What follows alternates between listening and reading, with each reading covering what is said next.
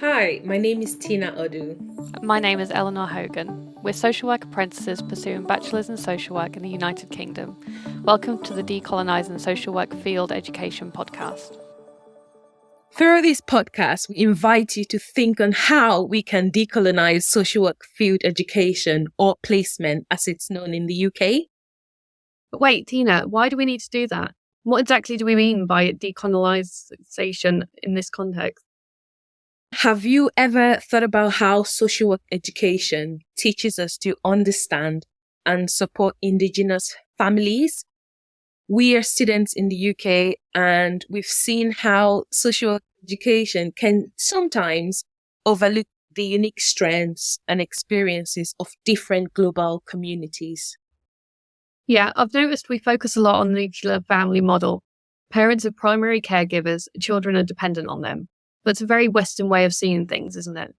And even in our academic training on decolonising social work education suggests how social work has historically ignored these kinship systems and instead imposed Western family norms. And I believe that's led to policies that have harmed Indigenous communities. That's the thing, isn't it, Eleanor? And if we as future social workers don't understand how Indigenous kinship works, we might misinterpret family support networks and even disrupt them unintentionally. So the big question is, how do we change social work education to recognise and integrate these systems? How do we shift from just learning theories rooted in Western frameworks to approaches that actually reflect the communities we work with? And that's exactly what we'll explore today. It's a tough one, but hey, if we can figure out how to assess family dynamics in a classroom, we're halfway there, right? I think so, but let's hold on to those questions. We aim to answer those and many more in this episode today with our host, Libby Hammond, and our guest, Shirley Young. We'll talk about how we can not just include, but also value Indigenous family structures in social work education.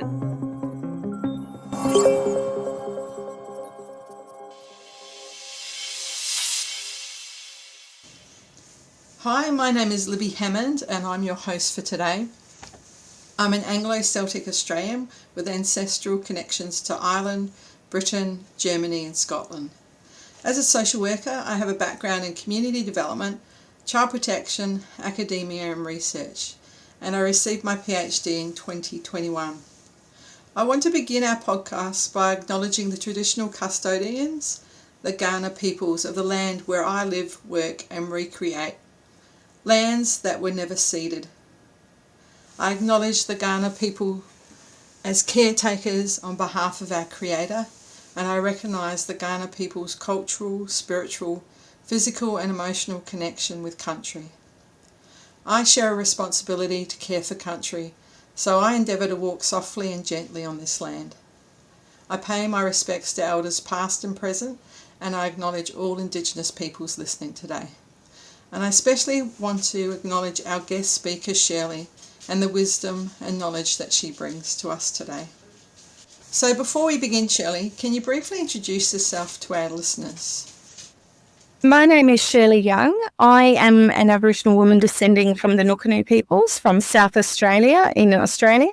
My people are located in the southern Flinders Ranges and surrounding areas. I am the oldest child of an Aboriginal father and a German mother.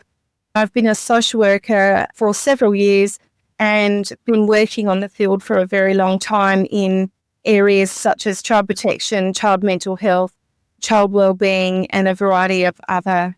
Thank you so much for having me today, Libby. It's an absolute honour.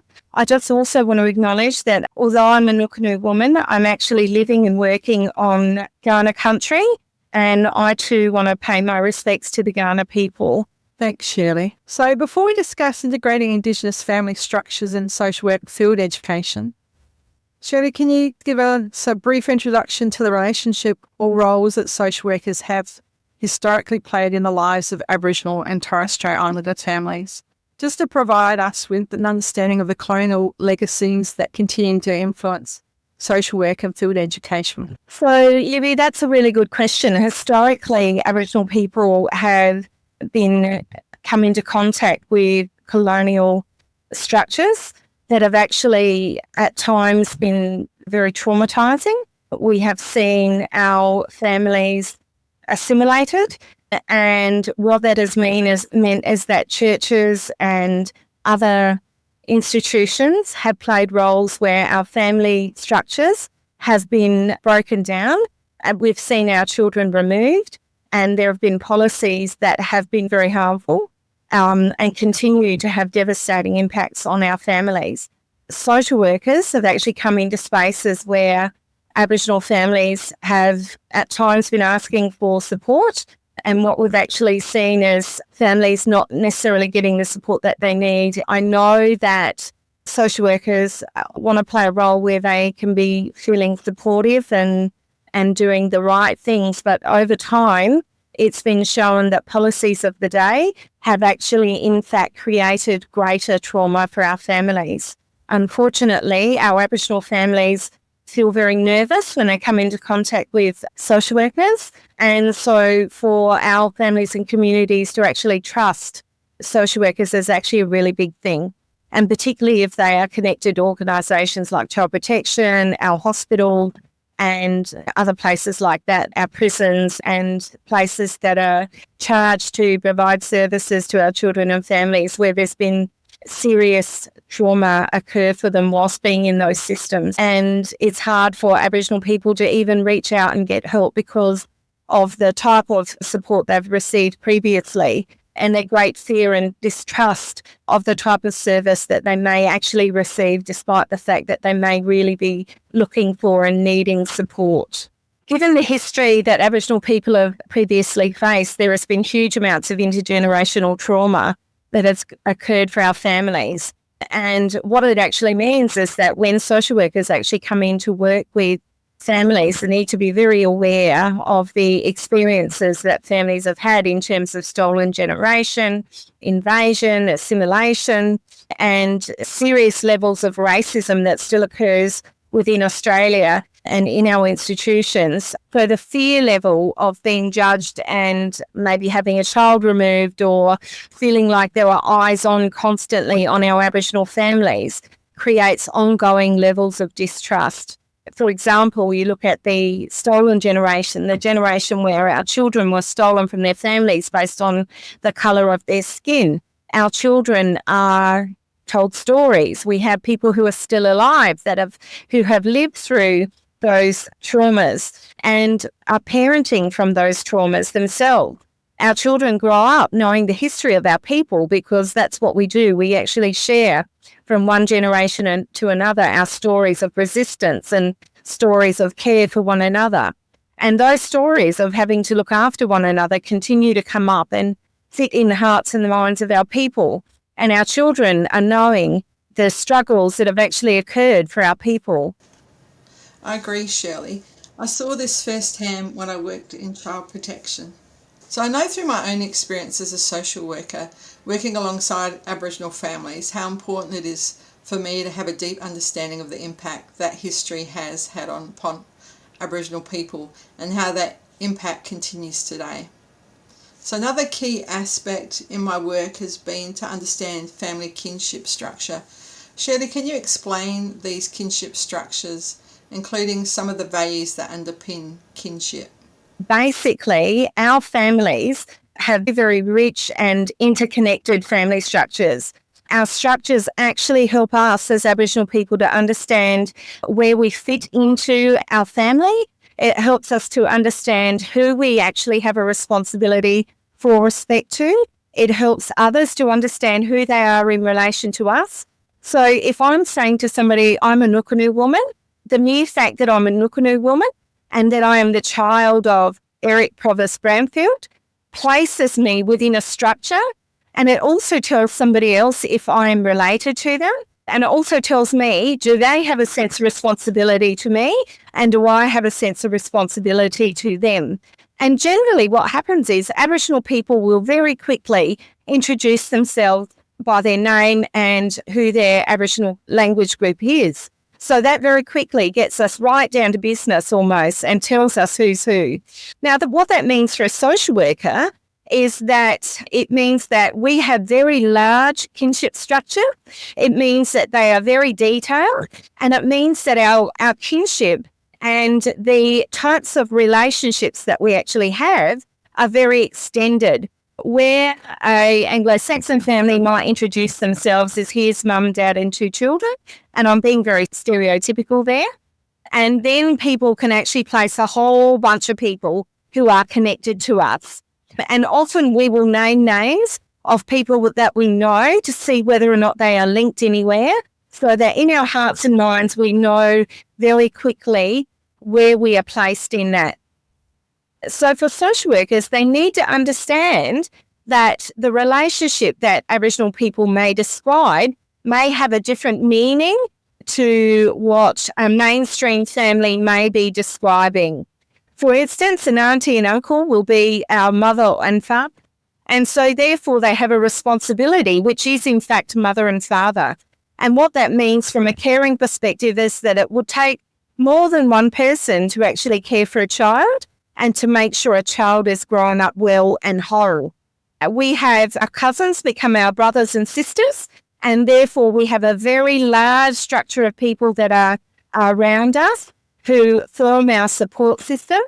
And of course, our kinship structure is our strength, because if we need support and help, we are sat within a very large structure that is designed to provide support, to provide knowledge and understanding, and to provide us with ways of knowing, being and doing from Aboriginal frameworks. So what does that mean for social workers? What this also means for social workers is that if a child is unable to be in their direct family, there are many people that sit around our children that are in a place to provide support, care, and if for whatever reason they're not able to be home with their big mother and father, then they're able to actually easily go to other places. What social workers need to understand is that the change in those relationships means that they must look more broadly than what they might do in other circumstances. They must hear and listen for a family describing a relationship, even if they don't use the word other mother and other father, that sounds like a mother-father relationship, and understand that the responsibility is as a mother and father would be. And so therefore it would be very natural for a child to move from one property to another. The direct mother and father, the big mother and father, may have a role of doing particular things, and they may actually have a caring role, and the other mothers and fathers might do more of the directing, they might do more of the disciplining, and they might be providing support and knowledge to children in different ways. I remember as a social worker fresh out of university and before I had my own children, how my views of parenting was very limited. And I often use this narrow lens to assess families.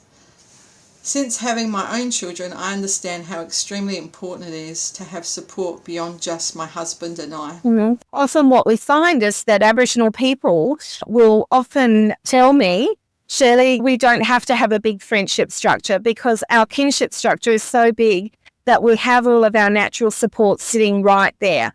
And that the natural place for us to go to seek out support and love and care and guidance is actually within our kinship system. So social workers have this huge big body of strength, knowledge and support that can actually be supporting Aboriginal families.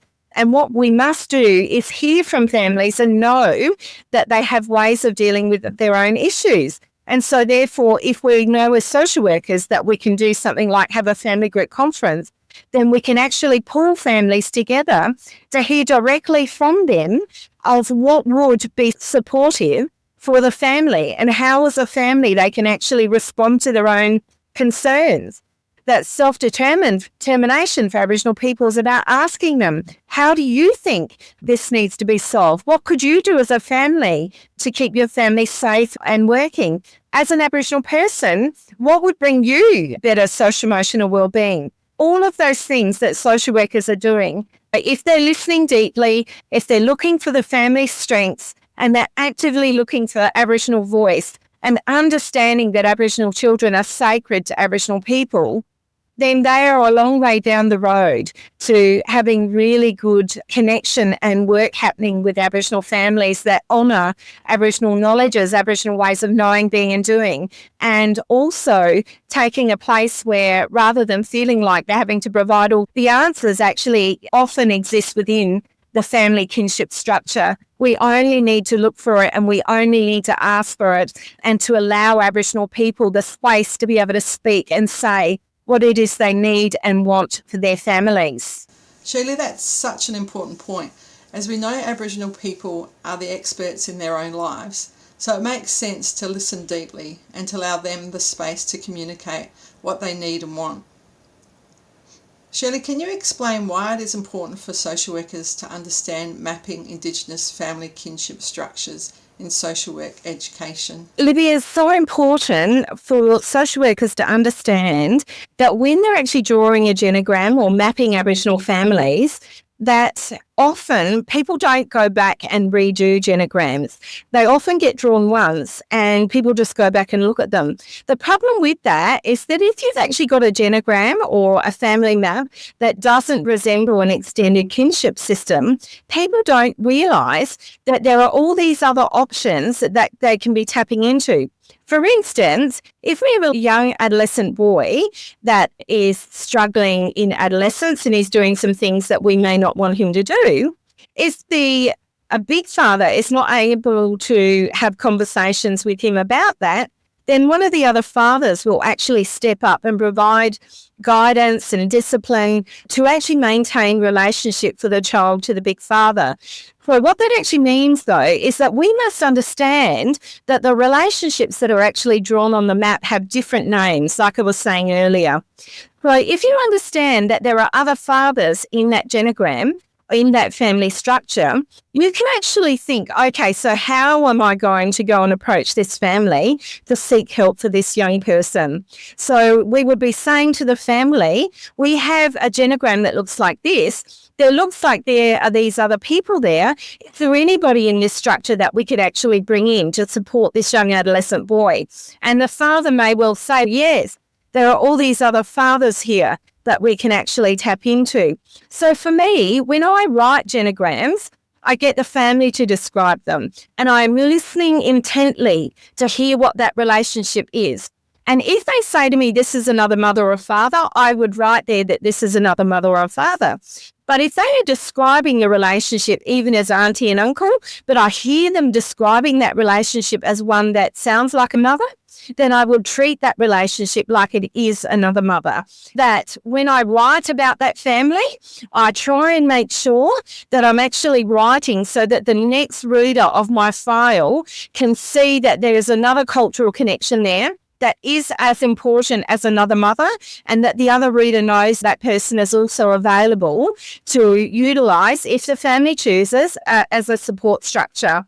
The other thing it does is that it allows me to actually talk about the strength and the diversity that happens within even a family structure. And again, it's really important to remember that as you're writing about families, if you're not writing about strength, we're often not hearing about it. Unfortunately, when I look at files, I often see files that don't actually describe kinship structures. They don't necessarily describe the strengths within that kinship structure, and therefore files are often problem saturated, and we don't see huge amounts of opportunity where people have utilised culture as a strength and not as something and as a protective factor, as opposed to something that we worry about. And that is the purpose of social workers listening deeply, not just with your ears, but with your eyes and with your heart and your mind, and with what we call in our guts. What is our guts actually feeling and sensing from what the family are saying? And sometimes that takes a social worker to actively seek that information as opposed to sitting back and just listening for the triggers. We all do that, don't we? It's easy to hear a concern. It takes way more skill as a social worker to locate something that is a strength and to be able to weave it into your formulation of what's really happening for a family. It's something that makes my heart sing when I see that stuff. I love that, Shirley, that it makes your heart sing to see a social worker focusing on a family's strength in their work. Thanks, Lib. Listening deeply and listening for strength in families and not relying on what you've learnt from a book is really important. Shirley, how can a student use this information to better understand the intergenerational effects of racism and what this could mean in practice for Black, Asian, minority, ethnic social workers and service users? I think, Libby, it's really interesting because if somebody's experiencing racism, it's actually not for somebody else to say whether or not they're experiencing racism. If somebody feels and is telling you that they feel like something is racist, I think the job that we have is to understand what that actually means. So, and if the person and they are able to verbalize what that is, I think our job is to listen intently to that. Often what happens is our families feel so unsafe and they just won't return. So if people are not returning to your service, you'd have to ask yourself, what is that actually about? Racism sits in systems and institutions in particular in a whole range of ways that is not seen to people who are privileged. It's actually not seen. And it's very easy for somebody who's privileged to say, no, that's not happening. So really, when I think about racism within organisations, I think about the trauma that has come from other generations, the trauma that's been passed down, the trauma that exists in the way that our families are functioning, their ability to have been able to parent after having their children stolen, or being the child that has been raised by a parent who was stolen, and the trauma that has actually passed from one generation to another.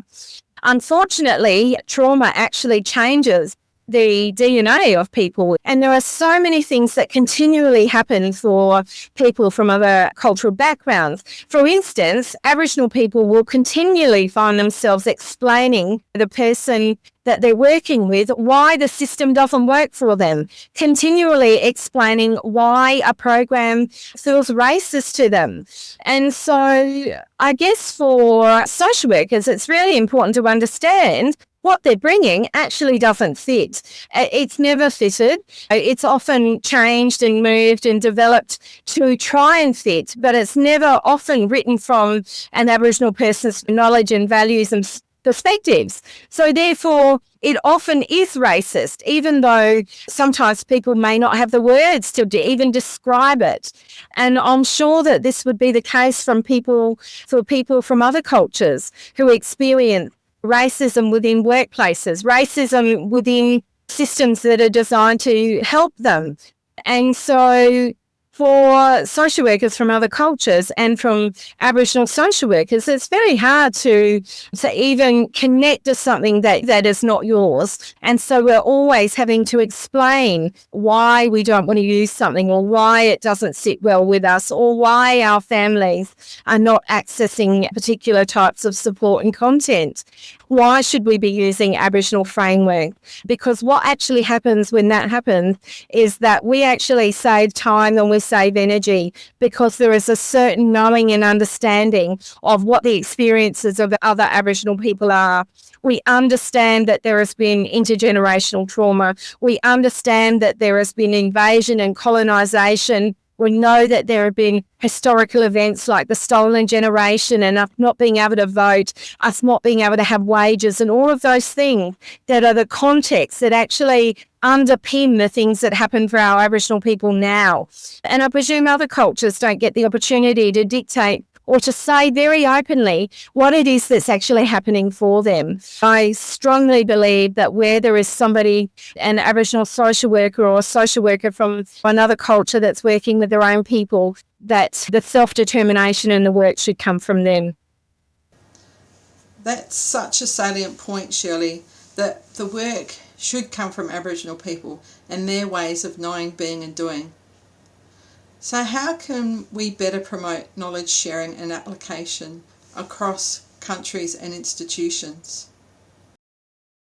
Libby, that is such a beautiful question, because in Australia we have people from a whole range of different countries come and do social work here. And the one thing that I've noticed in working with student social workers is that the people who understand Aboriginal culture in the room and can connect to it are social workers from other cultural backgrounds. And you know what, even though there are some differences in the way that we go about business, there might be different words, there might be some different understanding. When I'm talking with people from other cultures in the room, they connect with our idea around kinship system, they connect with our ideas around paying honour and respect to our elders, they're connecting with Aboriginal social workers in ways where you can see their understanding, and they're able to actually bring in their understanding from their own culture, which is just beautiful.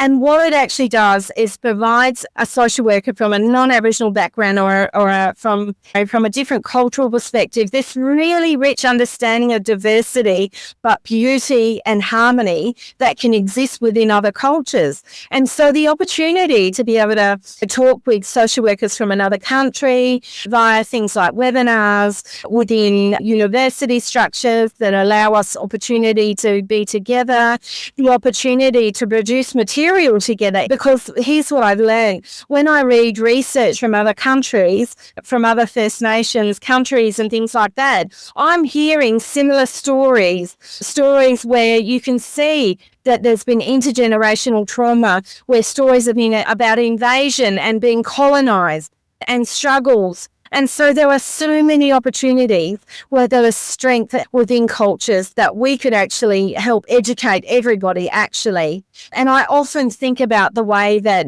we are granted in institutions, we have to write documents and all the rest of it. And I think to myself, it's really interesting that from cultural perspectives, we come and teach others.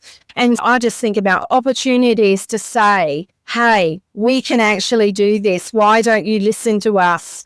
Why don't you listen to our collective voices around how we have had to walk, how we've had to survive, and how we are still doing it, how we have strength within our culture, and there is strength within other cultures that look different but the same. And I just think that's beautiful. Thank you, Shirley. Thank you for taking the time to yarn with us today. I really appreciated the insights and wisdom that you brought to us from your many years of experience as an Aboriginal person and as a social worker.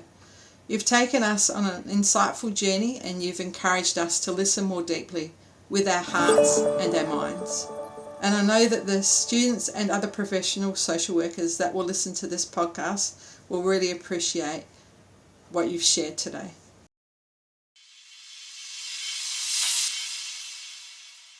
That was such an electrifying conversation. So even before we step out as students in practice, the system is already set up in a way that we have to try to challenge these practices or policies that can create mistrust and continuously marginalize the experiences of Indigenous people and communities.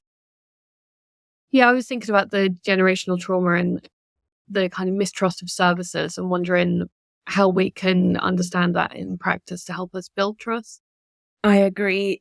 And that kind of links with what we've heard today about the kinship structures in these communities. And these are complicated, or should I say much more complex kinship structures. So that was very key for me. And that also links to my own experience of family growing up. My parents grew up in the kinship environment with families, and myself and my siblings even refer to my maternal aunt as mommy or big mommy because she's older than my mother.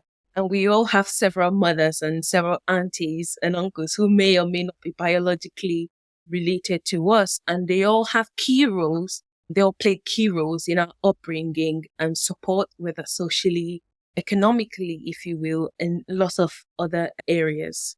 Yeah, I think it's really key to understand the language that is used to describe families as well. So for me, hearing another mother and kind of language like that, it does take some time to adjust. And I think we need to know more about fully understanding the language that is used so we can use it to the family's strengths. That brings us to ask even more questions about how can we continue to think about decolonization and applying that within the UK context. And another thing Shirley said, when you start to see things, you can choose to make a difference. And that means us as students will need to actively choose to continue to make a difference somehow.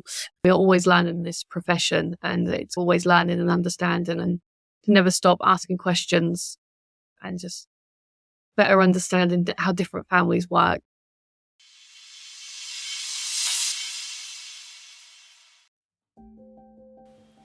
You've been listening to the Decolonising Social Work Field Education podcast, Global Dialogues for Change, an international participatory project with students, experts by experience, practitioners and academics, funded by the European Association of Schools of Social Work, led by Associate Professor Heng Lien Lisa Chen at the University of Sussex, and co-produced by Mitali Kulkarni. Visit dialogueswfe.org and follow us online. Decolonising social work starts with you. Stay tuned.